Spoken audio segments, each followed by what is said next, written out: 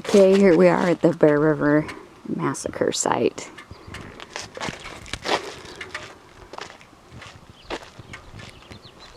So the sign says Bear River Massacre. Very few northwestern Shoshone survived a battle here that turned into a massacre by Colonel P.E.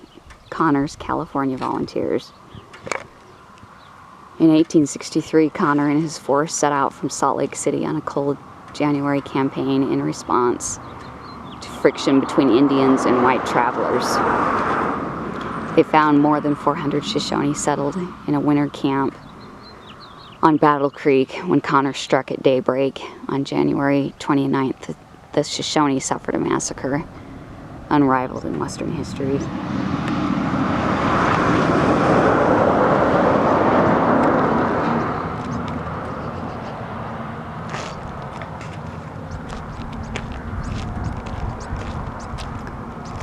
And this says Utah and Northern Railway, 1 mile south and directly west of this highway. An old 1878 railway grade still is visible, although trains have not used it since 1890. Jay Gould, a national prominent financier and Union Pacific owner, extended Utah and Northern service north from Franklin to Montana by 1880. A narrow gauge line until 1887, it helped build up Cache Valley and accounted for many new Idaho cities and towns further north. But small wood-burning locomotives had a hard time ascending this hill after a more direct route 4 miles west of here was completed. Service north of Preston was abandoned on this grade.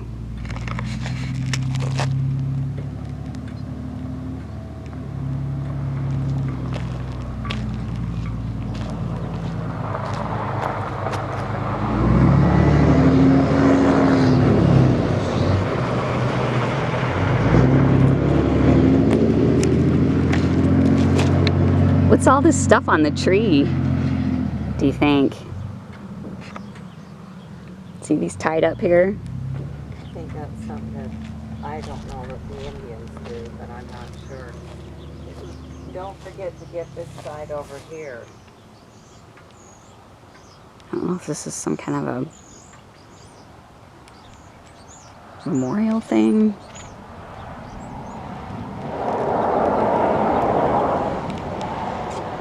Interesting.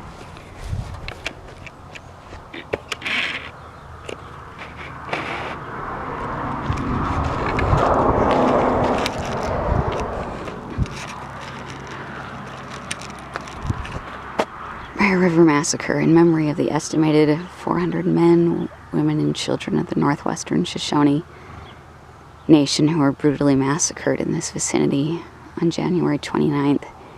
1863. It was right during the Civil War by the United States Army California volunteers from Fort Douglas, Utah, under the command of Colonel Patrick E. Connor.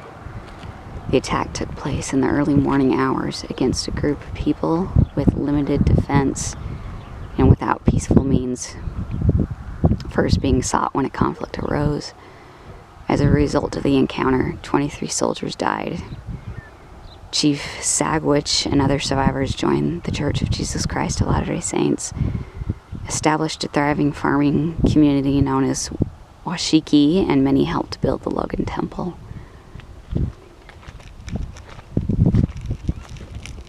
Interesting.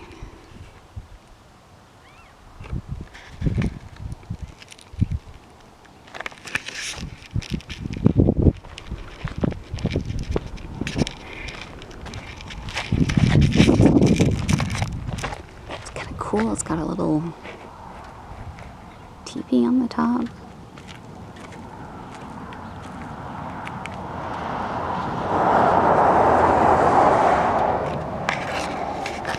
You see the teepee on the top? Isn't that cool?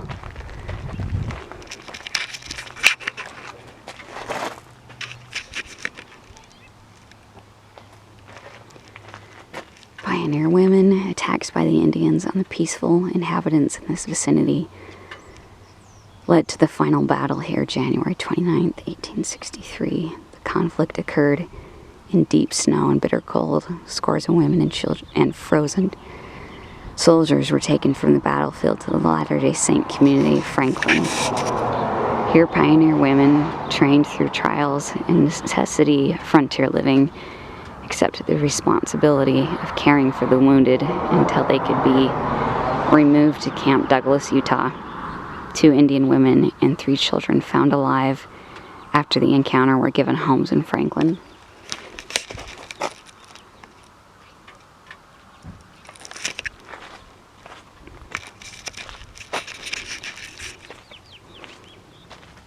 This says the Bear River Massacre site.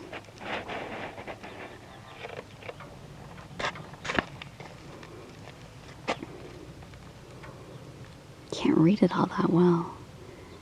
Bear River Massacre site has been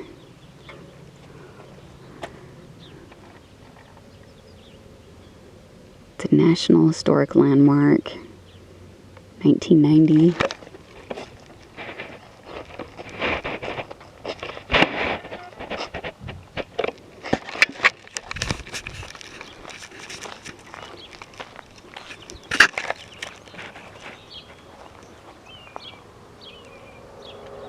I'm still fascinated by this.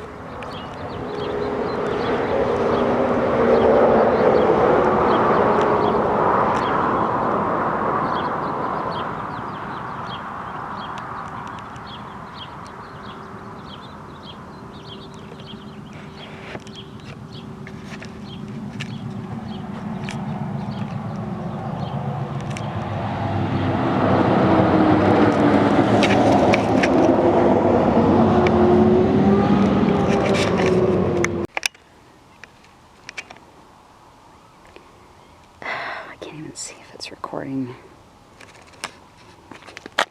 Yeah, it is. Okay. You can still look at it. Oh, yeah.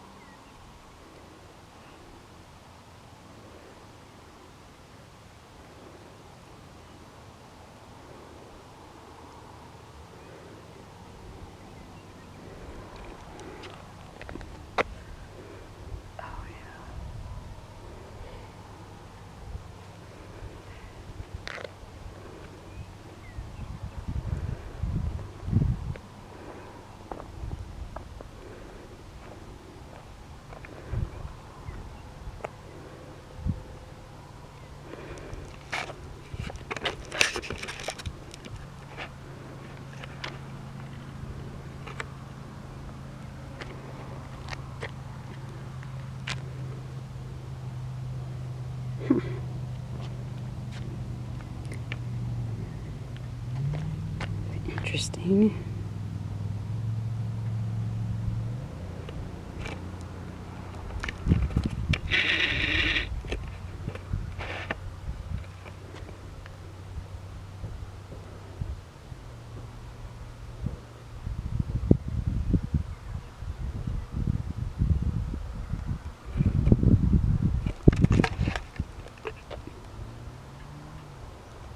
This is where it happened.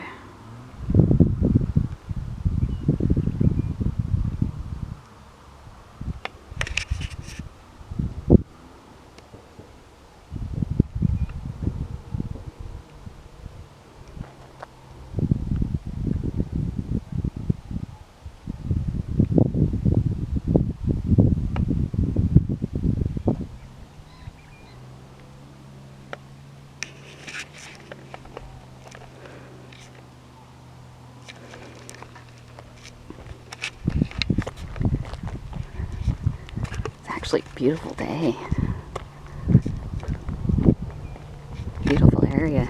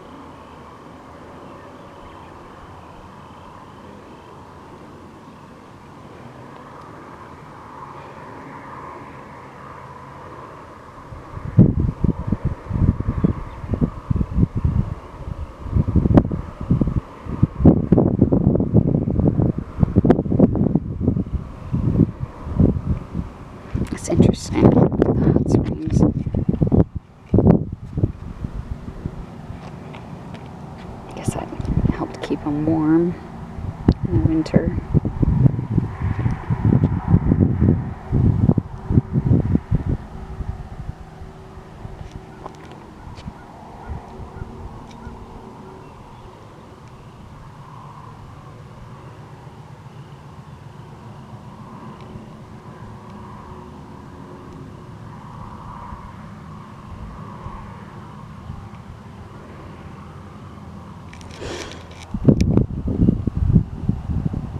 See why they would want to live here.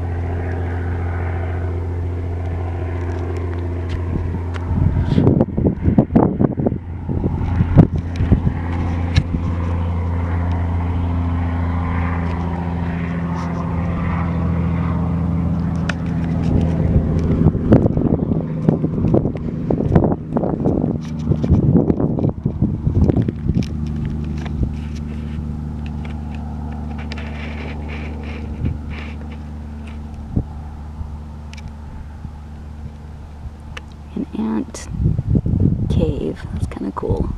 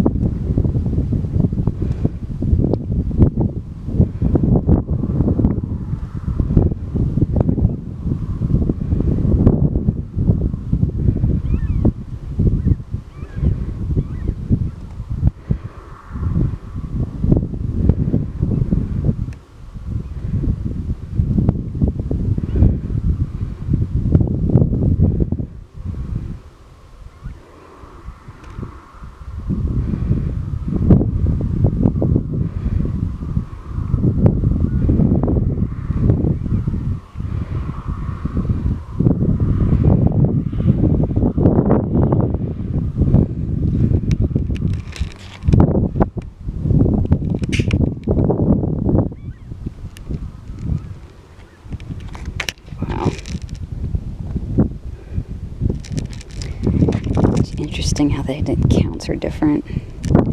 The number of dead varies from the Army's official count of 240 to as many as 500. The historians and tribal members say between 250 and 350, making the Bear River Massacre one of the largest mass killings of Indians in U.S. history.